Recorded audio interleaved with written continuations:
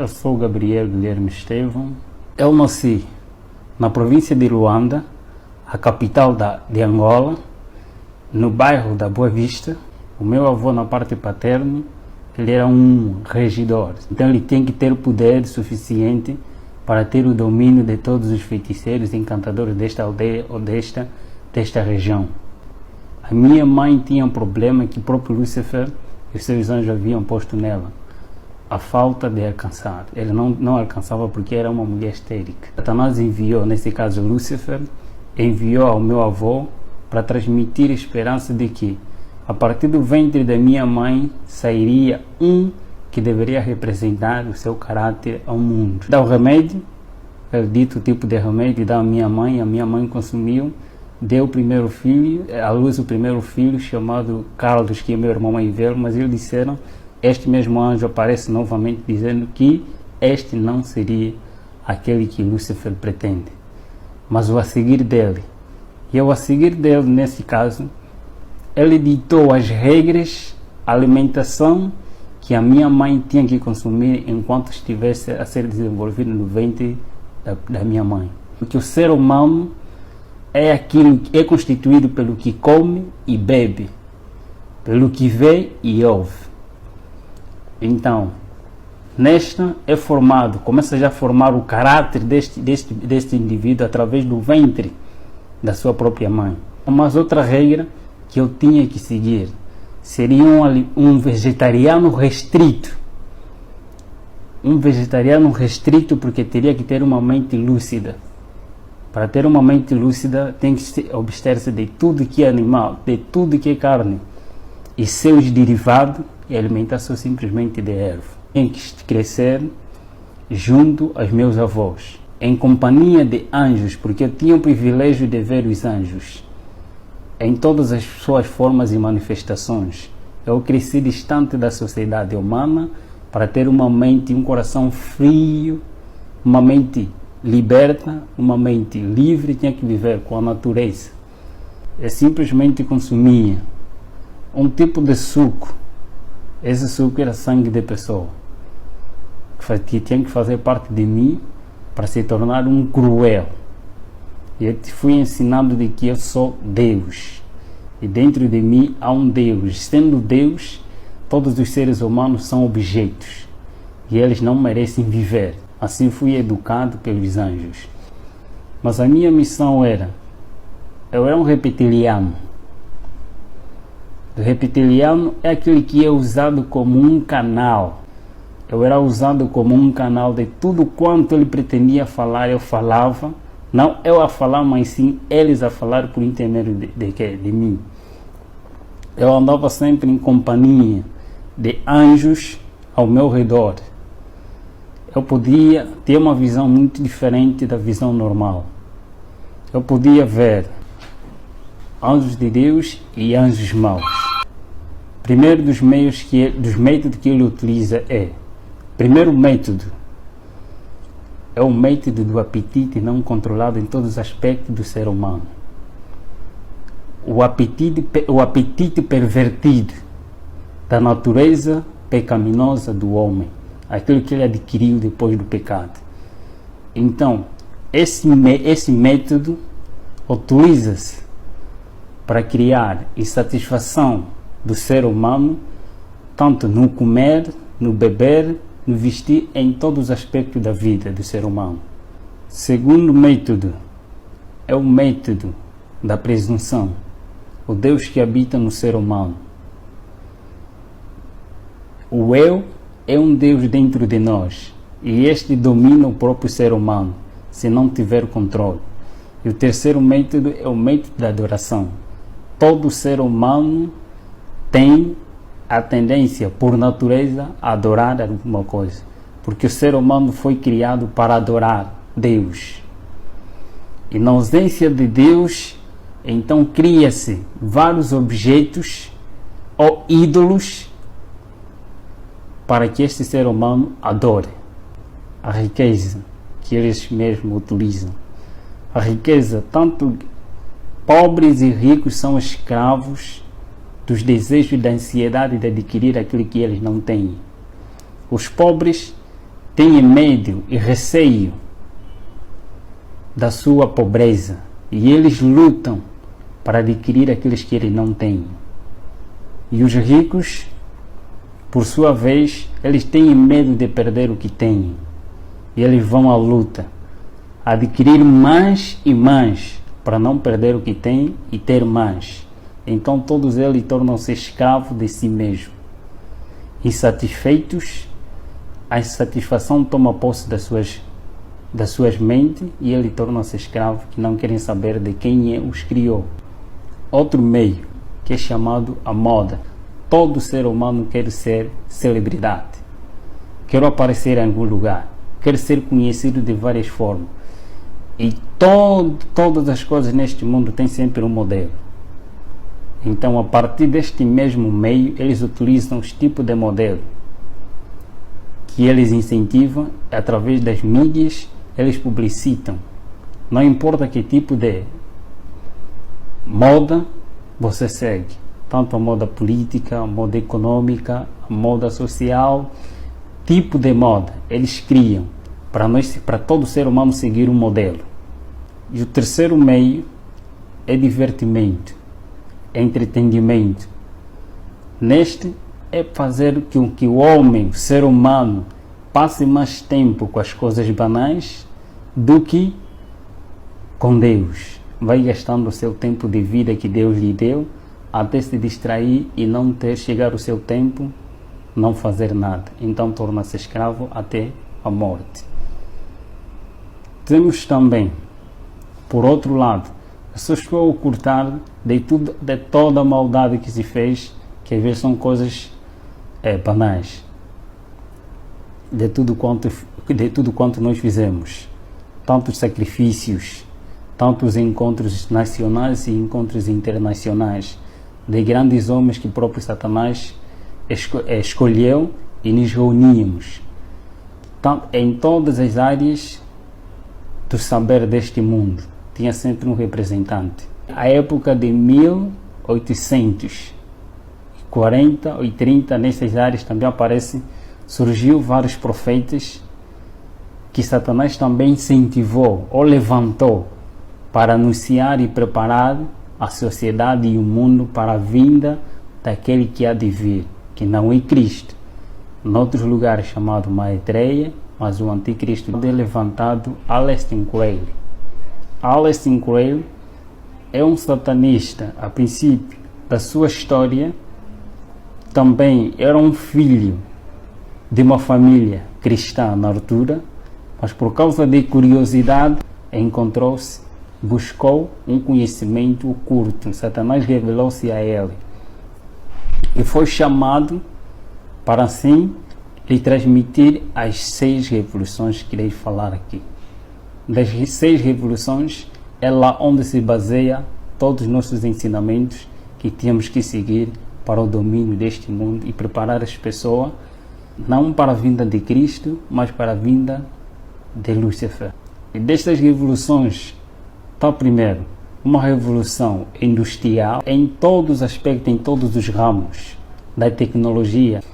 E a segunda revolução está a se referir da revolução social, a inversão de valores sociais, de valores morais para a sociedade. A partir da mídia ele transmite conhecimentos e as doutrinas deles. Essa é a terceira revolução, a revolução sexual. Sexo livre para todos. A quarta revolução é a revolução de libertação, a revolução de drogas, tanto legais e ilegais, em todos os aspectos da vida. Todos que estão em cima, na sua maioria que estão em cima, eles estão obrigados a apoiar a droga. Tanto as drogas legais e ilegais, eles devem ser apoiadas e devem ser espalhadas para escravizar o ser humano. E temos também a outra revolução, a revolução religiosas, a inversão também de doutrinas em todos os aspectos da vida espiritual do ser humano, porque todo ser humano foi criado para adorar alguma coisa. E temos também a outra revolução, a revolução satânica, e aí a revolução satânica, a revolução do pacto satânico e ao mesmo tempo também revolução musical. Tirar a pessoa do mundo real para o mundo irreal. Tirar a pessoa do culto racional para o culto emocional. As pessoas são elevadas através das emoções, achando que a santidade é uma emoção, é arrebatamento de sentimentos, mas na realidade a santidade é obediência a Deus, não levantamento de emoções. A divindade satânica. A divindade satânica também está constituída por 3 etapas, por 3 grandes grupos. E nenhum anjo tem o poder e o privilégio de fazer o que o grupo de outros anjos nasciam fazem. Primeiro grupo de anjos, anjos maus, chamados espíritos amigos. Esses anjos têm o poder de se personificar qualquer ser humano que uma vez existiu neste mundo, sem deixar nenhum detalhes. E o segundo são os grupos, o segundo grupo é anjos de guerra, os guerrilheiros. Esses têm a função de criar guerra entre família, guerra entre amigos, guerra na sociedade e guerra entre as nações. Ele tem este privilégio. E o terceiro grupo, chamados os mais malvados existentes neste planeta, são os anjos opressores. Esses são os mais cruéis que trabalham nos laboratórios. Poucos deles trabalham nos laboratórios, mas muitos deles ainda estão encarcerados. Tarde ou cedo também serão libertos. Por isso que a Bíblia assim o diz, que aquele tempo que há de vir, quando esse um dia serem libertos, os mais cruéis dentre eles forem libertos. Esses trabalham nos laboratórios. E nós testemunhávamos como que esses laboratórios funcionam, criando criaturas anormais, não aquilo que Deus fez, mas alterar a partir do que Deus criou, fazendo um outro homem. Eles trabalham nos laboratórios para fazer todas essas coisas. E das revelações pelo qual eu testemunhei quanto à questão da perpetuação da imortalidade da alma, quando uma pessoa morre, existe num outro lugar. Tem essa experiência vivida por mim mesmo, que eu mesmo testemunhei com meus olhos, foi de alguém, enquanto os seus familiares estavam na sua inocência, eles matam primeiro um animal e este animal é posto diante de todos, quanto é todos aqueles que não fazem parte deste mesmo pacto, eles vão ver como ser humano, vivo. Todos eles vão ver porque é hipnotizado a sua visão. Eles vão ver que é a mesma pessoa tal que faleceu, é mesmo ela, mas na realidade não é ela. É retirado essa pessoa para posto num outro lugar, é levado numa outra cidade. E ali as pessoas vão enterrar, a família vai enterrar esta pessoa, que é o animal na realidade, mas eles vão ver como uma pessoa, é enterrado, na realidade enterraram um animal, mas não é a pessoa continua a viver num outro lugar. E quando eles querem anunciar que fulano de tal está vivendo em outro lugar como um escravo, está a viver como tal, ele aparece em forma conforme eles mesmos viam, carne e osso, mesmo ele, mas na realidade eles enterraram um animal, um objeto. São estas visões. Os laboratórios também, guerra que nós testemunhávamos, eles criam mesmo a partir desses que é tese e antítese. Cria-se 2 grupos quanto à questão de guerra. Todos eles fazem parte do pacto. E desses que fazem parte do pacto, quando há guerra, há derramamento de sangue. Quando há derramamento de sangue, há sacrifício de pessoas. Então cria-se 2 grupos, 2 pessoas que têm o mesmo pacto, Um defende outra ideologia e outro defende outra ideologia, e criando dissensão, cria-se a guerra. E esta mesma guerra, com a intenção de sacrificar pessoas, ou então de eliminar alguns cristãos, como guerra religiosa, guerra econômica e guerra política, guerra civil.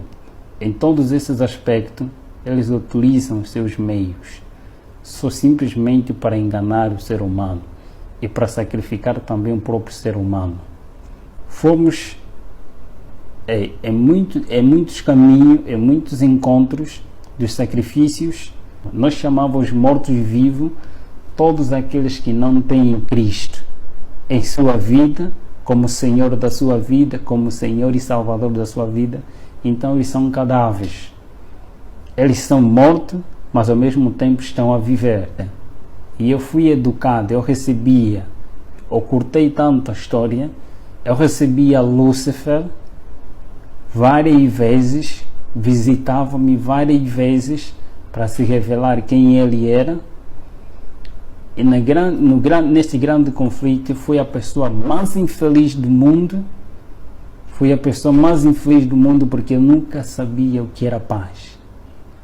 Eu não sabia o que é fazer o bem. Eu tinha um coração muito frio. Coração frio é aquele coração que não tem nem remorso, nem um ressentimento, mais cruel que um pedófilo, mais cruel que um psicopata. Onde estava por natureza era tão calmo que ninguém podia desconfiar de mim, de que eu era satanista. Era tão calmo em todos os aspectos. Podiam bater-me, dar-me na cara, mas eu não poderia reagir naquele momento. Mas bastava dizer: elimine os próprios anjos, ou então eles comandavam pessoas consagradas também para esta área, para eliminar esta pessoa. Tarde ou cedo ele tinha que morrer. Só era tocado esse tipo de pessoa se porventura esta pessoa não estava com Deus. Nós não éramos permitidos a tocar num cristão, nem que seja só mesmo nas vestes dele. Não estou, qualquer satanista testemunha isto. Ninguém é permitido, nem o próprio anjo de Lúcifer é permitido tocar as vestes de um santo, de um homem consagrado a Deus. Não pode, sem a permissão de Deus. Nesse mesmo grande conflito, eu podia ver a presença de um anjo de Deus afugentar 10, 20, mais do que isso. Só mesmo a presença de um afugentava muitos que eram nós. E nessa questão, eu poderia sempre me interrogar: por que quando este aparece e estes somem? Se eles, quando eles estão em pé, os dois anjos, não vê-se nenhuma diferença. Se não tiveram a fazer nenhuma atividade, só mesmo em pé, não se vê nenhuma diferença entre anjo de Deus e anjos caídos. Todos têm a mesma luz, a mesma estatura. Não se vê nenhuma diferença. A diferença que se vê é através das suas atividades. Uns para o mal e outro para o bem do ser humano. E o campo de batalha entre o bem e o mal só consistia na mente humana. Quando ele decide ser livre, então Deus o liberta. Mas quando ele diz que não quer, então também Deus não pode fazer nada. Eu me perguntava dentro de mim, na realidade, quem eu sou? Na realidade, para onde eu vou? Porque eu via todos aqueles que faziam pacto, não importa quem é, presidente de repúblicas, reis de reinos, em todos os aspectos da vida, eu via todos a submeter-se a Lúcifer. E eu via pessoas que eram queimadas, que eram massacradas, porque desejavam sair deste pacto. Quando o pacto é superior, então quem ataca são os próprios anjos mesmo. Eles assim mesmo matam, massacram. E às vezes matam este indivíduo, se é presidente, eles matam este mesmo presidente. E anjo próprio se personifica em forma deste ser humano como presidente ou alguém de cargo até certo momento. Este mesmo ser esse mesmo anjo se personifica para cuidar desta nação. Eles vão controlando, enquanto aquele já foi enterrado. Eu testemunhei a morte de muitos cristãos, porque eu participava e fazia também disto. Tanto em nações em que era proibido a religião verdadeira, proibido citar o nome de Deus, nós também lá estávamos para massacrar. Eu testemunhava todas essas coisas. Uma coisa que eles não gostam é quando o ser humano procura a verdade. Eles não gostam, torna-se incômodo. Eu procurava saber qual é a realidade, a verdade existente. Quem é o príncipe do outro lado? Quem é aquele que tem poder superior ao nosso soberano? Em qualquer lugar onde quer que eu vá, basta se tivéssemos assim, era uma transfiguração, era levado, transportado pelos anjos. Se eu quisesse que ir numa outra cidade e eles tinham que me cumprir, ele me levava, eu sumia do meio das pessoas em que eu estava e aparecia em outro lugar. Nesta mesma missão, ao ir ao encontro desta mesma pessoa, só que nós víamos a casa toda ela iluminada e por cima da casa um ser brilhante, muito excelente, que eu não poderia suportar de ver naquela claridade. Nem os anjos que estavam comigo também foram obrigados a regressar. E eu perguntei dentro de mim, quem é aquele? Depois perguntei também a ele, quem é aquele? Eles responderam que aquele é o nosso maior inimigo. É proibido citar, no mundo em que estava, era proibido citar o nome de Jesus Cristo. E um pensamento que sempre me incomodava, eu quero ser liberto. Mas eu sabia, se eu procurar sair, eu serei morto, serei um cadáver. Mas onde? Eu queria uma liberdade dentro de mim. Numa noite, os feiticeiros e todos aqueles que fazem pacto, eles não têm paz e eles não dormem. A noite é para cumprir a missão. A noite é para reuniões, é para o culto. Nesta mesma noite, eu estava deitado. E de repente, eu vi uma claridade. E esta claridade cada vez começou a aumentar. E o que estava ao meu redor, estou a referir, os meus anjos da guarda que estavam sempre comigo, em minha companhia, sumiram. E eu fiquei paralisado. Ele paralisou-me, todos os meus membros, não poderia se mexer, nem mexer os meus olhos, mas simplesmente estou na minha mente.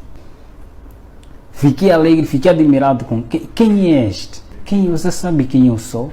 Por que você me apareceu? Quem és tu? Ele ficou tão calmo, fiz todas as perguntas que estavam na minha mente e ele começou a responder. Disse-me, primeira coisa, eu te criei para algo melhor. E ele disse-me, tenha paz. São as palavras que vinham como um poder. Parece que foi retirado toda a escama, todo o coração frio e escuro foi retirado. E em mim veio paz que eu nunca tive desde a minha nascença. Ele começou a dizer que eu te criei para algo melhor. Eu sou aquele pelo qual você veio a combater. Eu sou aquele pelo qual eu permiti com que você matasse todos os meus servos.